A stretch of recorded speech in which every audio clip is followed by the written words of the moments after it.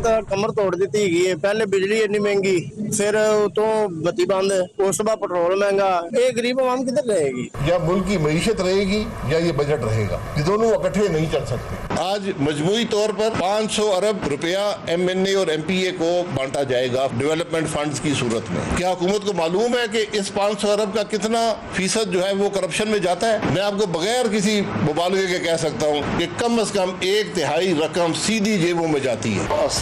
साफ और शफाफ गैर जानिबदाराना इंतखाबात मुनक़द किए जाएं, जिससे एस्टेब्लिशमेंट और हमारे खुफिया इदारे दूर रहें। पाकिस्तान तहरीक इंसाफ की क़ियादत में अब तक किसी यकसुई का फक़दान है। बिस्मिल्लाहिर्रहमानिर्रहीम। लाखों करोड़ों दरूद नबी अकरम सल्लल्लाहु अलैहि वसल्लम पर और उनकी आल पर। आज बजट के बाद पहला दिन है और आज ही पूरे पाकिस्तान में एहतजाज शुरू हो चुका है। ताजर भी एहतजाज कर रहे हैं, तनख्वाहदार तबका भी एहतजाज कर रहा है और मुलाजमीन भी एहतजाज कर रहे हैं और आम आदमी भी एहतजाज कर रहा है।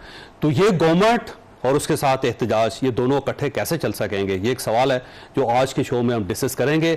और शायद खाकान अब्बासी साहब पाकिस्तान मुस्लिम लीग में उनके प्राइम मिनिस्टर भी रहे हैं और सबसे पुराने साथी हैं मियां नवाज शरीफ साहब के। आज की प्रेस कॉन्फ्रेंस, उनकी प्रेस कॉन्फ्रेंस ने गवर्नमेंट को हिला के रख दी है। उनका यह कहना है कि गवर्नमेंट को चाहिए था कि अपने अखराजात कम करे, अपने अखराजात में इजाफा किया जा रहा है और साथ साथ 500 अरब रुपया तरक्याती बजट रखा गया है जो MPAs और MNAs में तकसीम होगा। और एक तकसीम यह है कि हर MPA हर MNA को 1 अरब रुपया मिलेगा।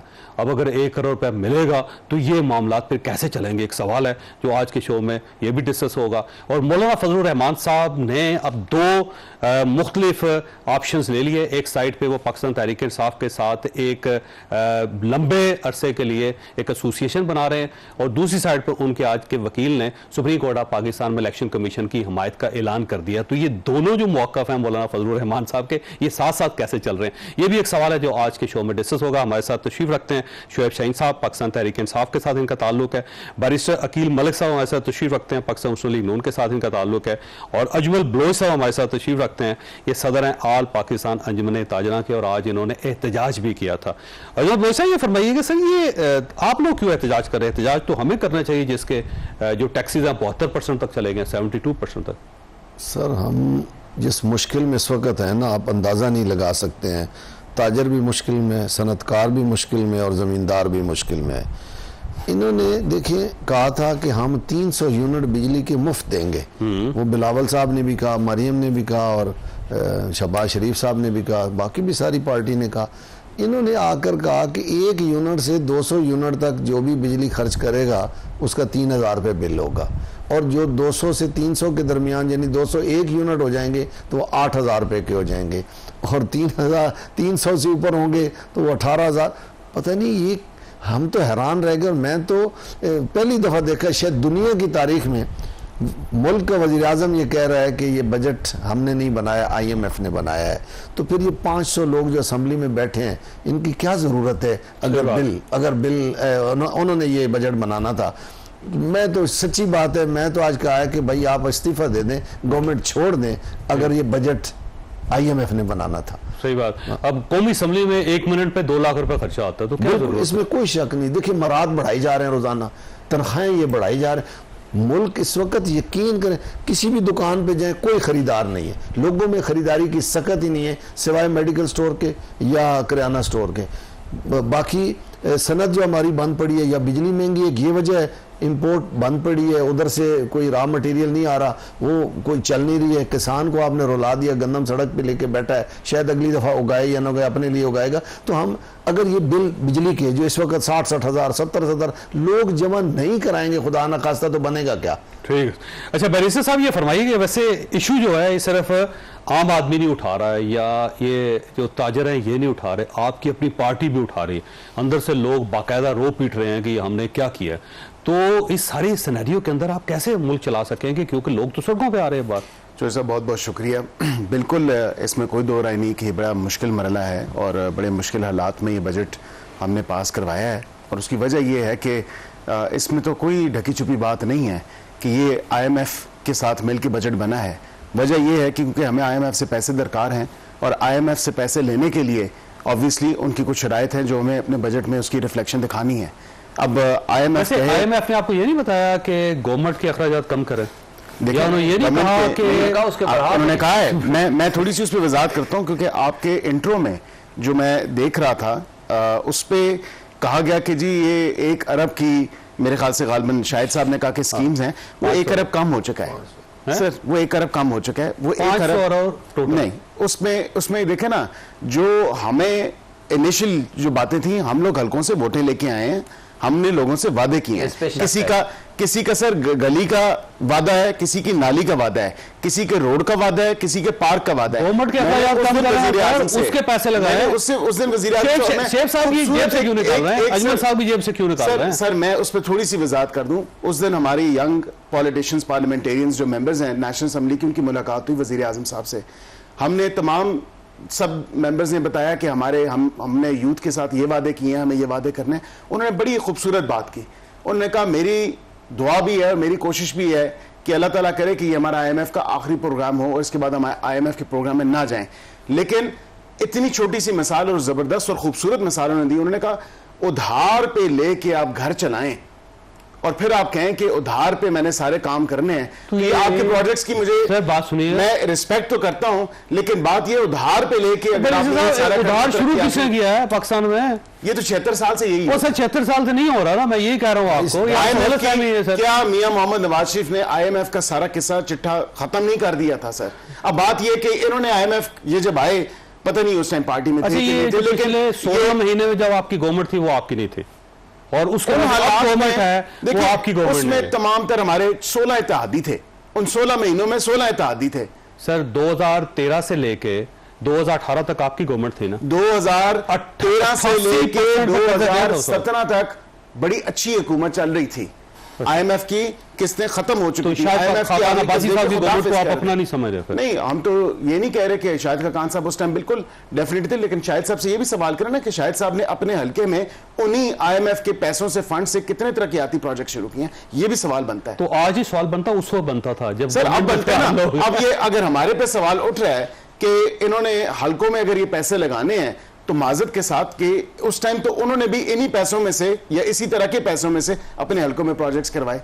तो ये बात नहीं है, मुश्किल वक्त जरूर है, लेकिन हर मुश्किल के बाद आसानी है। और चौधरी साहब यकीन जाने, अच्छा वैसे ये फरमाइए, हमारी कोशिश है कि ये बिल्कुल आखिरी मुश्किल हो। और महंगाई में कितनी कमी आई, 38% से लेके इन्फ्लेशन आपकी 11% पे आ गई। उस टाइम तो वाह और जबरदस्त कहा गया जी। पूरे पाकिस्तान के ताजरों को सर, ये कुरान का, ये किसी और जगह के लिए, ये पता नहीं क्यों हम इस्तेमाल कर लेते हैं। ये जंग के दौरान था कि जब मुश्किल में आप पड़ जाओगे तो फिर आसानी भी आ जाएगी, अल्लाह रहम करेगा। हालत जंग में ही है ना सर। बात ये है, जब से ये आया ना, हालांकि हम कोरोना में भी इतनी मुश्किल नहीं थे। आप वैसे नून लीग में होते थे सर, मैं 4 महीने हुए। बात नून लीग की नहीं है, बात नून लीग, मैं सच बता रहा हूँ। ताजरों का एक मसला था कानून किराएदारी का। मियां नवाज शरीफ ने मुझसे प्रॉमिस किया कि हम जब हुकूमत आएगी कर देंगे, नहीं किया। तरीके इंसाफ की हुकूमत ने कर दिया। कौन सा मुश्किल काम था? कानून किराएदारी का कानून पास करना था। ये बैरिस्टर साहब बैठे हैं कि भाई कोई मुश्किल तो नहीं हुई ना। मियां साहब हमारे पास आए, अपारा में जलसा किया, मेरे पास हॉलीडे इन होटल में बैठे रहे, वहां प्रोग्राम किया, लेकिन कानून नहीं पास किया। ठीक हो गया शेख साहब। शेख साहब, ये जो काम आप करना चाह रहे थे, मेरा ख्याल है अंजुमन ताजरा इस वक्त कर रही है, तो शुक्र अल्हम्दुलिल्लाह, कुछ आपको भी करना चाहिए। बात ये है, पहला तो मेरा बैरिस्टर साहब से एतराज ये है कि जी हम वोट लेकर आए हैं, और खुदा के लिए केड़ी जगह से वोट लेकर आए हो? पहले फॉर्म 45 तो ले आओ। मेरा कल सुबह केस लगा हुआ है, वो कठपुतली अपना वो MNA जो बना फिरता है, तारिक फजल को कह दो कि वो अपने फॉर्म तो ले आए। वो अभी तक 4 महीने हो गए हैं, अभी तक कोई फॉर्म नहीं जमा कराया, ना जवाब जमा कराया, ना एफिडेविट जमा कराया। भाग के चला जाता है इलेक्शन कमीशन को, जनाब मुझे जज साहब से बचा लें, ये मेरे से फॉर्म मांग रहा है। और साथ ये भी कह रहा है कि जो झूठा बयान नदवी देगा उसको मैं जेल भेजूंगा। अब मुझे शक है कि मुझे जेल भेज देगा, ये अल्फाज कहे। अच्छा आगे चलते हैं। दूसरी बात यह है कि मुझे ये बता दें, 68% बढ़ा दिया है बजट प्रेसिडेंसी का। इसी तरह कुछ तकरीबन 40 से 48% इन्होंने प्राइम मिनिस्टर हाउस का बढ़ा दिया। अच्छा, उससे आगे अपने MNAs की तनख्वाहें बढ़ा दी, और जो वोटर्स से उनके वो 25 थे तो वो 30 बढ़ा दिए। सबकी बढ़ाई पाकिस्तान सुनिए, तहरीक धार इंसाफ वालों की भी चले पीटी है वालों की। भाई बात ये नहीं है, उन्होंने तो मुखालफत की चुप करके जेब में पैसे डाले साहब, उन्होंने तो मुखालफत सर की ना। कहाँ मुखालफत कोई मुखालफत नहीं की, हमारा sir. Youth opposition cut leader portion ने में तो ना लेने कोई पैसे, बात नहीं हुई। ना ले अपोजिशन पैसे। लीडर ने पैसे वापस कर वो दो। जब चेक बनेगा की बात है ना, अपोजिशन लीडर ने वहां तकरीर की, स्टेटमेंट दी, उन्होंने कहा आप कौन सर भूख से बड़ा मर रही सिंपल है, फार्मूला है। पाकिस्तान मुस्लिम लीग इन्होंने खत लिखे स्पीकर साहब को कि हमारी तनख्वाह हमें न दी जाए। हमारी तनख्वाह क्यों, बिल्कुल। इनकी तनख्वाहों भी खत्म करें, सबकी खत्म करें। जब वो क्लेम कर रहे हैं कि ये आप गलत कर रहे हैं, अच्छा उससे आगे पीटीआई के चलते हैं। लोगों को कहना चाहिए ना सर। इससे आगे चलते हैं। देखें इन्होंने उससे ज्यादा बड़ी बेईमानी क्या की, सिविल और मिलिट्री ब्यूरोक्रेसी को एग्जेम्प्ट कर दिया जी, प्लॉट आज खरीदें, कल बेचे, परसों बेचे, परसों नहीं, वन टाइम है सर, वन टाइम। तो बाकी क्या कहे, बाकियों का क्या कसूर है, जिसकी तनख्वाह 25,000 है, सर यानी जो पूरी जिंदगी में एक प्लॉट बेचेगा या खरीदेगा या मकान बेचेगा खरीदेगा, उसको तो टैक्स देना पड़ेगा, लेकिन ये ब्यूरोक्रेसी को नहीं देना पड़ेगा। रिटायर्ड सारे इसलिए कि वो आपके हिस्सेदार हैं, इसलिए कि वो आप जैसी कठपुतलियों को उन्होंने मुसल्लत किया है हमारे ऊपर। अच्छा फिर ये कहते थे कि जनाब 300 तक मुफ्त बिजली मिलेगी, ठीक है सर कहते थे ना, कहते थे, सुन कहते तो आप भी थे सर। नहीं हम तो जो कहते थे आज भी छोड़े सर, अमल कहने में छोड़े आप। अच्छा सुने, ओए सर जान दो सर सोचे। इनसे सवाल किया मैंने किसी इनके एक मखसूस आदमी से, मैं अब नाम लेना मुनासिब नहीं, मैंने कहा तुम तो कहते थे 300 मुफ्त बिजली देंगे, तो अवाम ने अगर आप किसी जरिए से किसी तरीके से पहुंच गए हैं तो अब आप ये जुर्म क्यों कर रहे हैं, उनके ऊपर जुल्म क्यों कर रहे हैं। उन्होंने कहा केड़ा अवाम ने सारी गल मान ली सी, अवाम अगर मान लेती है और हमें वोट देती तो शायद हम भी वादा पूरा करते। जिन्होंने कहते सी आए उन्होंने कहते सी काम कर रहे हैं। तो बात यह है कि अगर आपने इस तरीके से इस मुल्क की अवाम से बदले लेने हैं, मुझे बताएं $1 बिलियन तो आप सिर्फ गंदम स्कैंडल में खा चुके हैं, क्यों नहीं उसको रिकवर करते, क्यों नहीं $12.5 बिलियन की अच्छा, वो ठीक। जो प्रॉपर्टी आप ब्रेक लेने मुझे शेर साहब तहकीकात क्यों नहीं करते शेर साहब ताकि आप वो पैसा लेकर अपने मुल्क में ले आए। साहब इस टाइप की तहकीकात नहीं होती। आपके दौर में भी कमीशन बना था गंदम का, चीनी का, कोई रिपोर्ट नहीं आई थी। FIA ने उस पर इन्वेस्टिगेट किया था और सर वापस ले लिया था। जहांगीर तरीन इसी पे ही तो फारिग हुआ था, आपको याद होगा। इस पे नहीं, वो सुप्रीम कोर्ट ऑफ पाकिस्तान की वजह से फारिग हुआ। छोड़ दी ब्रेक प्रोग्राम में दोबारा खुश आमदीद। अजमेर साहब ऐसे एक गवर्नमेंट का पॉइंट दुरुस्त है कि अब अगर ये महंगाई नहीं करते, टैक्सेस नहीं लगाते, रेवेन्यू बेहतर नहीं करते तो IMF अपना हाथ खींच लेगा। IMF जब हाथ खींच लेगा तो डिफॉल्ट कर जाएगा पाकिस्तान। जब डिफॉल्ट कर जाएगा ना बिजली होगी, ना गैस होगी, ना पेट्रोल होगा, ना कोई बंदा पाकिस्तान के अंदर आएगा, ना पाकिस्तान से बाहर जाएगा, ना फ्लाइट्स होंगी, ना दवाइयाँ होंगी, ना अस्पताल होंगी, ना एजुकेशन होगी। फिर कहाँ खड़े होंगे। हम एहतजाज टैक्स पे नहीं कर रहे हैं, ठीक है, हम एहतजाज कर रहे हैं कि ये जो इन्होंने स्लैब बनाई है बिजली के बिलों में, आम दुकानदार छोटा या आम आदमी मारा जा रहा है कि आपने 300 यूनिट तो मुफ्त देने थे, आपने 200 यूनिट पे पैसे लगा दिए हैं और 201 पे 8,000 रुपये कर दिए। ये आपको किसने मशवरा दिया है। हम देखिए तहरीक इंसाफ के खिलाफ भी मैंने एहतजाज किया था, आपको याद हो, जब शनाख्ती कार्ड की शर्त आई थी उन्होंने वापस ले ली थी। हमने BR में भी, रेड जोन में भी दाखिल हुए, सख्त एहतजाज किया, हड़ताल भी की, वापस ले लिया। हम इन्होंने पहले भी ये गलती की थी। मिफ्ता इस्माइल साहब ने 3,000 रुपया बिजली के बिलों में फिक्स टैक्स लगाया था, वो वापस ले लिया। ये क्यों नहीं आते। देखिए ना, झूठ बोला जा रहा है। 1.25 करोड़ के लगभग ताजर है जो मैं दावे से कहता हूं कि सारे का सारा टैक्स दे रहा है। 40-50 लाख ऐसा है जो 6 लाख की आमदन वाला है, जिसको बिल्कुल छोटा ताजर है, वो भी इनको 50-60 हज़ार रुपए साल का टैक्स अदा कर रहा है इनडायरेक्ट। अगर उसको ये रिटर्न कहते हैं फाइल करे तो वो उसको टैक्स वापस देना पड़ेगा। तो ये जानबूझ के लोगों को नेट में नहीं लाते। मैं 2001 से लगाऊं, ये नेट में लाते ही नहीं है। FBR का मसला, FBR ये एक ड्रामा बनाते अगले दिन। अच्छा वैसे अजमेर साहब ये बताएं कि बजट तो पास हो गया, अब आप एहतजाज करें या ना करें, यहाँ हो या वहाँ हो, आपको टैक्स तो देना पड़ेगा, ये तो नाफिस हो जाएगा बजट। अब कोई चीज रिवर्स करवा पाएंगे आप इस तरह एहतजाज से? मैं टैक्स की तो बात ही नहीं कर रहा हूँ। अच्छा ओवरऑल कोई चीज रिवर्स करवा लें। बिजली के बिलों में हम 13 किस्म के टैक्स दे रहे हैं। जो GST है वो हम 21% बनता है टोटल जो दे रहे हैं, इनकम टैक्स हम 16% दे रहे हैं उसके ऊपर, उसका तो इतराज ही कोई नहीं, हम दे रहे हैं। पीटीवी के पैसे भी सर हम सारे दे रहे हैं, मस्जिद भी बिल दे रही है, हम एफसी सरचार्ज दे रहे हैं, फर्दर टैक्स दे रहे हैं, फाजिल टैक्स दे रहे हैं, एक्स्ट्रा टैक्स जो डैम अभी बने नहीं उनके भी पैसे दे रहे हैं, लेकिन उस पर इतराज नहीं, हम दे रहे थे। ये जो चीज जुल्म की है ना इन्होंने कि आपके 201 यूनिट होंगे, अब बटन तो नहीं रखेगा मीटर के ऊपर, सही बात। ये इस चीज का। अच्छा वैसे बैरिस्टर साहब ये फरमाइए कि ये आप करना क्या चाहते हैं? देखिए बिजली आपने अजाब बना दी, लोग अब दुआएं दे रहे हैं कि अल्लाह करे कि लोड शेडिंग शुरू हो जाए, कम से कम बिल से तो जान छूटे। लोड शेडिंग होने के बावजूद बिल से जान नहीं छूटती लोगों की। लोगों ने यकीन करें कि ऊपर सोलर पैनल्स लगाए हैं, वो साथ बिल भी ठोक रहे हैं सर। मैं और बाकी पेट्रोल देख लें आप, आधी रात को आपने पेट्रोल बढ़ा दिया और आपको बड़ी तकलीफ होती थी कभी कि आधी रात को पेट्रोल जो बढ़ाते हैं वो चोर होते हैं, तो आज आपने जो काम किया आप देख लें। पेट्रोल पे थोड़ी सी वजाहत मैं आपको कर देता हूं सर। मई के महीने में तकरीबन 25 रुपए क्यूमुलेटिवली पेट्रोल कम हुआ। हमने ये आदाद शुमार है, ये आप देख सकते हैं, ये एक रिकॉर्ड का हिस्सा है। अब अगर उसमें हमने अप्रूवल ली बजट के अंदर और हमने इस पे जो एक लेवी है वो ऑब्वियसली आलमी मार्केट में तो डेफिनेटली उतार चढ़ाव लगा रहता है। कम हो रहा है जी आलमी मार्केट में, अप एंड डाउन लगा रहता है, अप एंड डाउन सर कम हो रहा है सर, अप एंड डाउन लगा रहता है, उसमें हमने एक मार्जिन रखा है। और हाँ ये डेफिनेटली बात ठीक है कि हुकूमत ने एक जो लेवी की मद में ये ऑब्वियसली एक टैक्सेशन का वो एक एम्बिट रखा है उसमें, और इससे भी ऑब्वियसली टैक्स तो डेफिनेटली 7 रुपए 7.5 रुपए अगर पेट्रोल की कीमतें आलमी मार्केट में कम होती हैं और तो इसको कम कर देंगे, इसमें कोई ऐसी बात नहीं है। लेकिन मैं ज़रूर ये कहूँगा बिजली की कीमतों पे कि वाक़तन कि बिजली के बिल्कुल ठीक कहा बलोच साहब ने, और मैं एग्री करता हूँ उनके साथ कि 1300 किस्म के मुख्तलिफ टैक्स हैं, ये दुरुस्त बात है।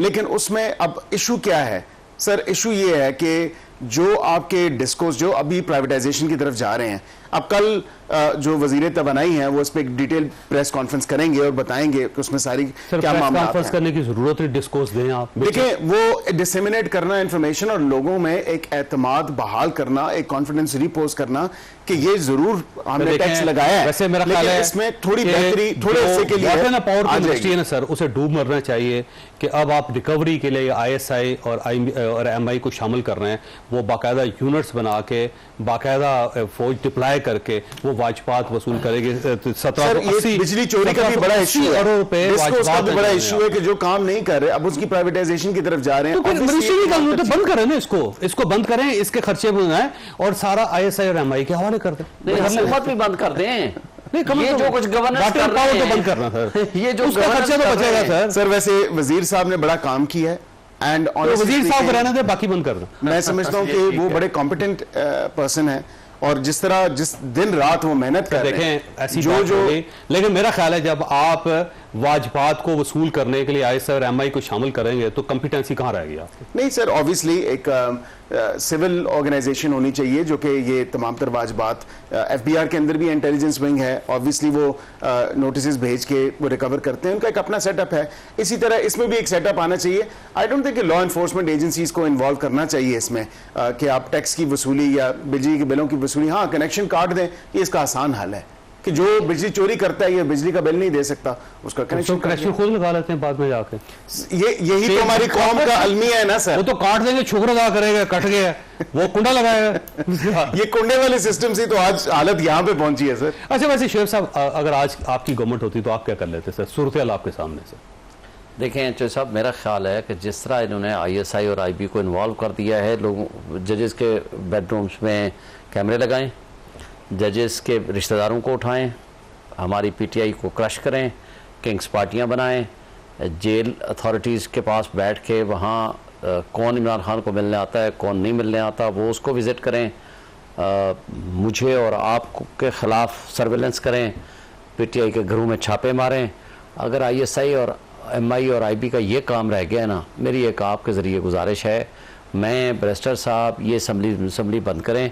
हम ये जज, हम सहाफ़ी, हम चलते हैं, सरहदों की हिफाजत भी करते हैं, हम स्पाई सिस्टम बनाते हैं, दहशतगर्दों को भी रोकते हैं, पार्टी चलाने दहशतगर्दों के खिलाफ हम भी उठाते हैं, बन गए उसके अंदर छोड़े कुछ भी नहीं है। जो इस पार्टी में जो गद्दारी करेगा, देखें एक बात बता दूं, जो बड़े बड़े फने खान होते थे ना, वो कहते थे कि हमने इससे भी सियासत छुड़वा दी, उससे भी सियासत छुड़वा दी, सारी जिंदगी खत्म कर दिया। वो जहांगीर तरीन, अभी मुझे तस्वीर नजर आ रही थी, वो अब सियासत छोड़ के घर बैठ गया।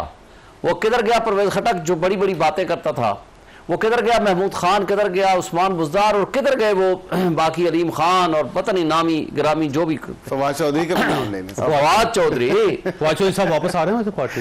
अब अली जैदी, वो क्या नाम था, इमरान इस्माइल, पता नहीं क्या नाम, जमीन है सारे।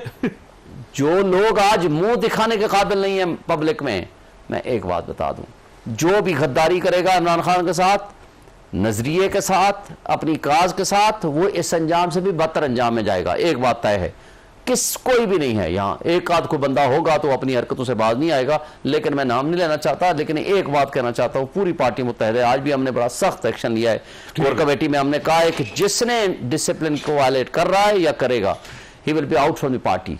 आज हमने रेजोल्यूशन पास की है। एक बात आपको बताऊं, दूसरा वायलेशन किस टाइप की?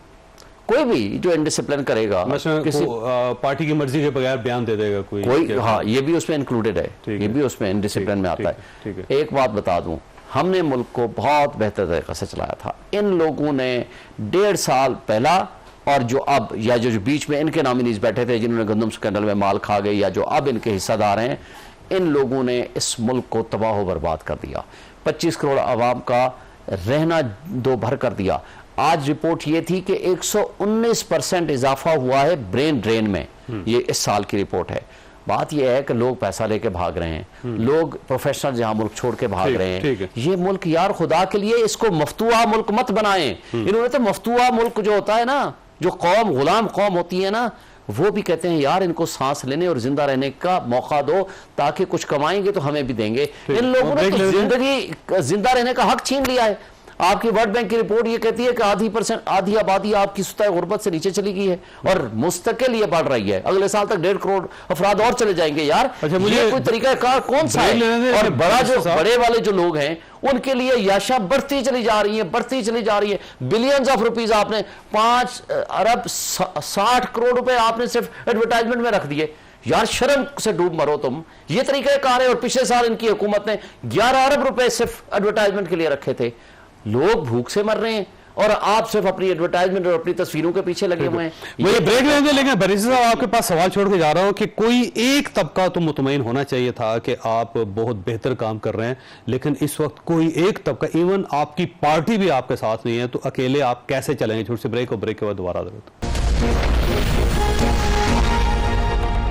प्रोग्राम दोबारा खुश आमदीद। बैरिस्टर साहब आप देख लें, आपकी पार्टी के लोग आपसे नाराज, ताजर आपसे नाराज, सनतकार आपसे नाराज, किसान आपसे नाराज, मुलाजम पेशा जितने लोग हैं सारे आपने खिलाफ कर लिया, अपने प्राइवेट सेक्टर आपने अपने खिलाफ कर लिया। पाकिस्तान तहरीक इंसाफ सड़कों पे, ताजे सड़कों के ऊपर, बिजली का बिल जो है मेरा नहीं ख्याल कि अगर आप भी अपनी जेब से देते होंगे तो आप दे पाएंगे। तो इस सारी सूरत हाल में सर गवर्नमेंट का फ़ायदा क्या है?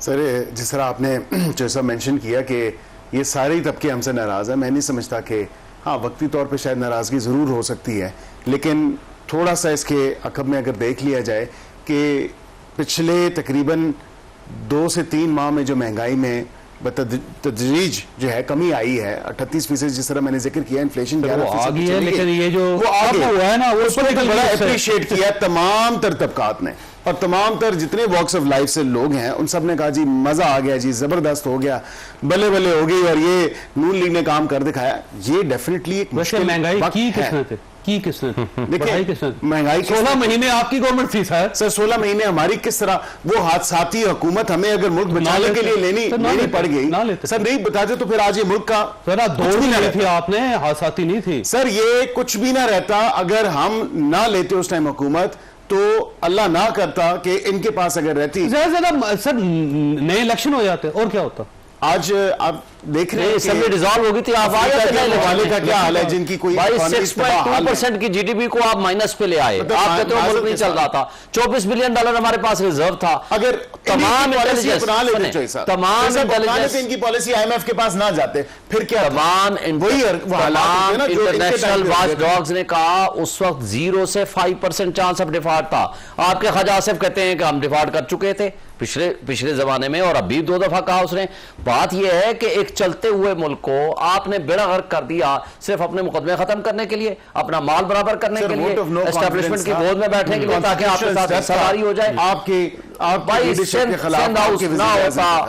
वो एस्टेब्लिशमेंट ना होती, आज जो कुछ बाजवा के साथ हो रहा है, जो कुछ वो मान रहे हैं, जो जुबैर कह रहा है, जो मौलाना फजल रहमान कह रहा है, जो बाकी लोग कह रहे हैं, वो सब सामने आ चुका है। जुबैर साहब की बात पे यकीन कर रहे हैं वैसे? हम इसलिए कर रहे हैं, इसलिए कर रहे हैं कि ये इनके नुमाइंदे थे, इनके मतलब की कोई बात करे तो उस पर यकीन बंद करके। आज भी मुझे बता दें, उस जमाने में ISPR ने रिपोर्ट दी कि जी बिल्कुल जुबैर साहब आए थे और जुबैर साहब आकर के एजेंडा इनका लेकर आए थे, वो तो एडमिटेड बात है। जुबैर साहब ने कहा कि मियां साहब की मुलाकात हुई और फिर बाद में मुकर गए, उन्होंने कहा नहीं ऐसे तो मेरे पास कोई सबूत नहीं है, मुलाकात नहीं हुई। देखें, तो ये हवा में जो बात है, तो ऐसे तो आप बातों को यकीन ना। अच्छा, वैसे जुबैर साहब आपकी पार्टी में आ रहे हैं, आपको पता? मेरे नॉलेज में नहीं आ रहे हैं सर। उनके और भाई आरिफ अलवी साहब उनके सिफारिशी हैं, मैं आपको बता रहा हूँ।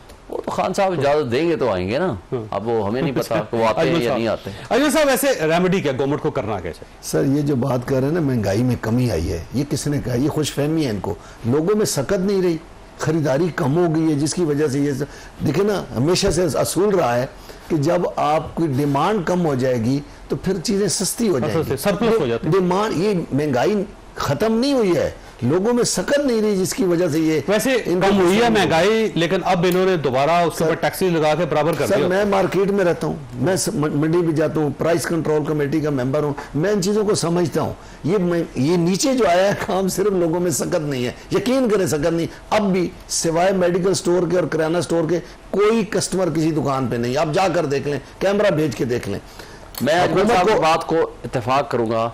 मैंने पिछले 1 साल से सिर्फ एक ब्लैक कोट सूट जाकर के सिलवाया है, और मैं कहता हूँ पुराने कपड़े पड़े हुए हैं, साल में खरीद, मैं तो गरीब आदमी हूँ, लेकिन मैं चलो मिडिल क्लास का हूँ, मैं अपनी बात कर रहा हूँ, तो आम आदमी क्या करता होगा? को सर चाहिए कि ये बड़ी गाड़ियां खड़ी कर दें, ये भी तो कुछ दिखाए ना, बड़ी गाड़ियां खड़ी कर दें, छोटी भी सरकारी गाड़ी। अच्छा, जुल्म क्या किया इन्होंने? 16 माह पहले जो हुकूमत आई, हर डिप्टी कमिश्नर को इन्होंने फॉर्च्यूनर दी 2.5 करोड़ की। और भाई उसने कौन सा डाकू पकड़ना है? पुलिस को देते अच्छी गाड़ियां, तो हम कहते डाकुओं चोरों को पकड़ना है। 90,000 फेडरल गवर्नमेंट की गाड़ियां, फेडरल गवर्नमेंट की 90,000 गाड़ियां हैं, उसकी मेंटेनेंस है, उसका पेट्रोल है। काश हम ये कहते हैं हमारे वज़ीर आज़म भी साइकिल पे आते हैं इनकी तरह, जिस तरह इन्होंने जो ऑस्टेरिटी मेजर्स, हमने तो कपड़े बेचूंगा मनोज साहब, हमने तो देखे ऑस्टेरिटी मेजर्स करके दिखाए। 87 वज़ीर मुशीर थे, 87 वज़ीर मुशीर थे पीडीएम की सूरत में, 87।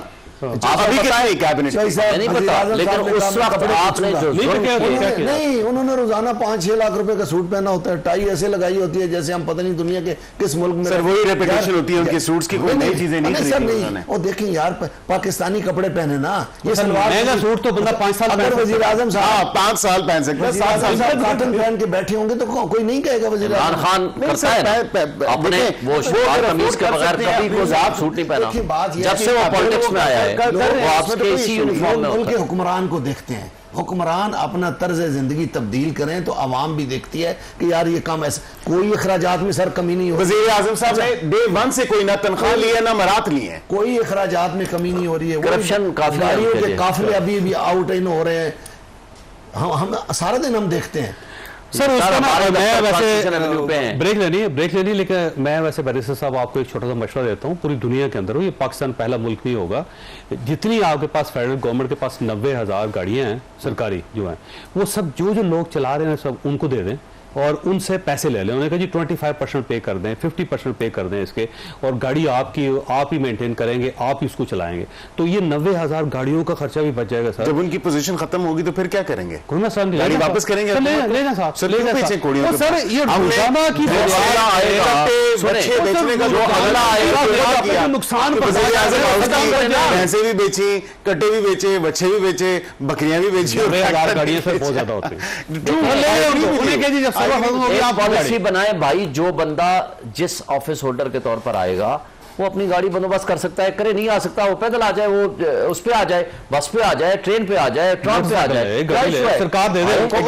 मैं पूरी जिंदगी के लिए सर ये गाड़ियां, अच्छा इनमें से कौन है मुझे बताओ जो करे, ये जजेस से लेकर ब्यूरोक्रेसी तक, वफाकी गवर्नमेंट की 90,000 है। अच्छा मैं उसी की तरफ आ रहा हूँ, मिनिस्टर सारे, मुझे बताएं कौन है जो अफोर्ड नहीं कर सकता एक गाड़ी अपने लिए?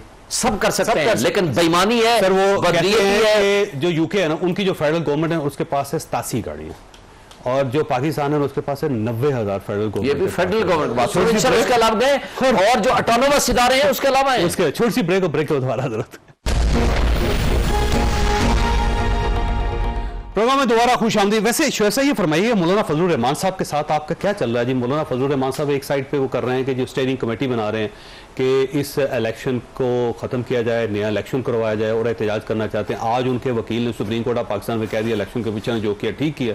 तो सर ये हो क्या रहा है आपके साथ? मैं एक लाइटर नोट पे बात करूंगा, मौलाना हो और हलवा मुफ्त में मिल जाए और वो इनकार करते हैं, ये कैसे मुमकिन है? तो दूसरी बात ये है, उनके साथ नहीं मैं तो चाहता हूँ इत्तेहाद हो। विद रिस्पेक्ट मैं एक बात करूंगा, देखें मौलाना साहब को, ये उनके वकील को आज के कह देना चाहिए था कि जी आइन का तकाजा है, आइन की एक स्पिरिट है कि आप जमहूरियत का तकाजा यह है कि जिस पार्टी ने जितनी सीटें ली हैं उसी प्रोपोर्शनेट शेयर, यानी मुतनासिब नुमाइंदगी के लिहाज से उनको सीटें दे दें। मैं ये एक्सपेक्ट कर रहा था कि कमरान मुर्तज़ा हमारा दोस्त है, वो आकर यही बात करेगा। दो जजेस ने पूछा उस पर, उनसे पूछा और वो उठे और गए और कहते जो इलेक्शन कमीशन कह रहा है वो ठीक है। तो मुझे अफसोस हुआ, उससे ज्यादा मैं क्या कह सकता हूँ। देखें बात यह है कि अगर आप अपनी जात के लिए कहेगा वही करेंगे ना, वकील तो ये करेगा, ठीक बात है, लेकिन अगर आप अपने एक प्रिंसिपल स्टैंड पे खड़े नहीं हो सकते। अच्छा उन्होंने ये कहा कि जी हम तो गए नहीं थे लेने के लिए, हमें तो बुला के कहा आ जाओ सीटें ले जाओ। भाई ये कोई खैरात थी, इलेक्शन कमीशन बांट रहा था, ये कोई गिफ्ट था, कोई अपनी जेब से दे रहा था। जो प्रोपोर्शनेट शेयर है, जो मुतनासिब नुमाइंदगी का उसूल है, पॉलिटिकल पार्टीज ने अपना शेयर ले दिया, खत्म। उसके बाद उनको नवाजना ये किस लिहाज से सूटेबल है? ये सिर्फ और सिर्फ डिसऑनेस्टी है, एक झूठ को छुपाने के लिए सारे झूठ बोले। आपकी पूरी जमात अब मौलाना के पीछे चलना चाहते हो?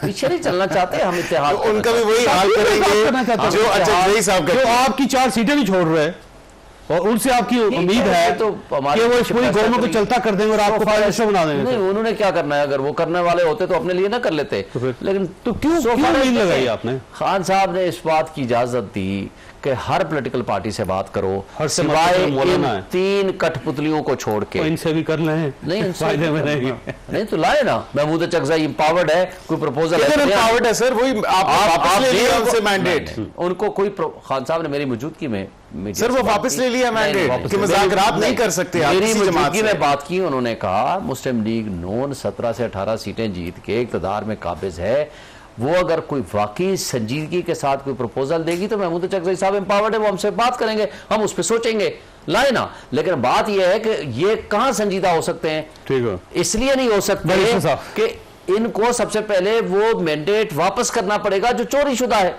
तो वो कब चाहेंगे कि हमारे मुज़ाकरात हों? ये सिर्फ ड्रामेबाजी है। मौलाना फजलुर रहमान साहब जो उनको मखसूस सीटें मिली है ना, वो वापस करने के लिए तैयार नहीं। आप इनसे चाहते हैं पूरी सीटें आप ये वापस कर दें, इसलिए कि ये सारा दाताजनी पे मबनी है। उन्होंने तो खुद इस बात को इम्प्लाइडली मान लिया कि हमारा हक नहीं था, हम लेने भी नहीं गए थे, हमें बुला कर कहा ले जाओ, तो इसलिए हम आ रहे हैं। कह रहे जी फैसला इनका ठीक था। वैसे बैरिस्टर साहब ये फरमाइएगा सर, अभी पाकिस्तान तहरीक साफ नहीं बाहर निकली, सिर्फ ताजर निकले, और ये अगर पार्टी बाहर निकल आई तो फिर क्या करेंगे? इन्होंने मेरे ख्याल से कॉल दे दी है 12 तारीख की या 6 तारीख की इस्लामाबाद आने के लिए। इतनी शदीद गर्मी के मौसम में मैं नहीं समझता कि ये निकल पाएंगे। चले रात के वक्त कर लें, जलसे की हद तक करना है करें, जो करना है, लेकिन इनका एहतजाज सर मैं यकीन जाने कि इनके दौर में जितनी महंगाई थी, इनके दौर में जितनी लाकानूनियत थी, इन्होंने जिस तरह की इतनी बैड गवर्नेंस की एग्जांपल सेट की, उसके बाद मैं नहीं समझता कि इनका कोई मॉरल ग्राउंड है। ये हमने पर्चे किए, मरियम नवाज आई थी, हमने कोई पर्चा किया या उनको नहीं? गाड़ी पे नैब की हियरिंग में जो कुछ किया था आपने लाहौर में किया था, यहाँ इस्लामाबाद में आई थी ना एहतजाज करने, कुछ हुआ उनके साथ? मौलाना फजल रहमान 2 दफा आए, उनके खिलाफ कुछ हुआ? इलेक्शन कमीशन के बाद मैं तो कहता हूँ इनका बिलावल आया, जो कुछ हमारे साथ आप कर रहे हैं, 7वीं FIR मेरे खिलाफ की हुई है यार, ये कोई हुकूमत है? ये तो यजीदों से भी बदतर लोग हैं, ये तो फस्तायत, इससे ज्यादा क्या होगी? 1,05,000 वोट लेके मैं बैठा हुआ हूं, मैं 10 बंदों के साथ भी बाहर निकलूं कि ये दहशतगर्द हो गया हूं, सबसे बड़ा दहशतगर्द इनकी नजर में मैं हूं। ये आज़म इस्तेहकाम पाकिस्तान लाएंगे। अच्छा इस्तेहकाम पाकिस्तान लाना है, ले आओ बाहर का पैसा जो एवन फील्ड डिपार्टमेंट में छुपाया हुआ है, जो बाहर रखे हुए हैं साग डार की सूरत में, या आपने एवन फील्ड डिपार्टमेंट की सूरत में, या दुबई में, वो ले आए। कौन?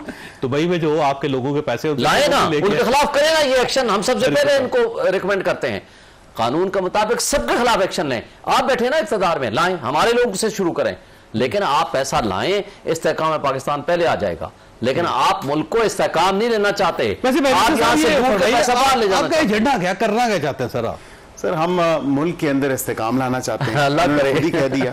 और हमारा सिर्फ 1 पॉइंट एजेंडा है कि पाकिस्तान की इकोनॉमी को दोबारा फाल करना, और इसमें कोई सेक्रेड काउज नहीं होंगी। और इसमें वजह ये है कि बस जो जमीन बेचना हमारा सर देखिए, नॉन फाइलर का जो सिस्टम है, ये दुनिया का वाहिद मुल्क है यहाँ पे नॉन फाइलर कैटेगरी एग्जिस्ट करती है।